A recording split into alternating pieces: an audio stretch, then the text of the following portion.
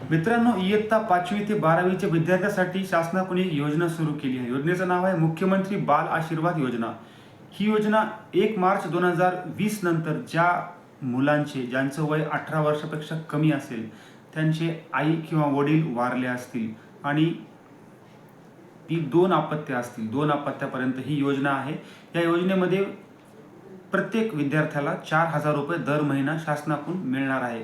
पण यासाठी अट तेवढीच आहे, अर्जदाराचं म्हणजे विद्यार्थ्याचं वय 18 पेक्षा कमी पाहिजे, त्यांचे आई वडील किंवा दोघांपैकी एक जण वारलं पाहिजे, म्हणजे वारलेलं असलं पाहिजे आणि 2च अपत्य पाहिजे. तर या योजनेत त्यांना फॉर्म भरून महिना 4,000 मिळणार आहेत. तर यासाठी कागदपत्र काय लागतात?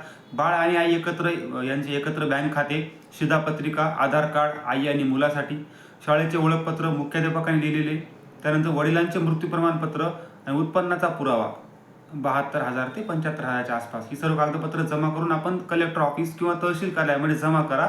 अनाथ मुलाबाळांना हे योजनेचा फायदा होईल. आपल्या जवळपास जर कोणी असा विद्यार्थी असेल तर तुम्ही ह्या योजनेचा फायदा देऊ शकता. योजनेचं नाव आहे मुख्यमंत्री बाल आशीर्वाद योजना. धन्यवाद.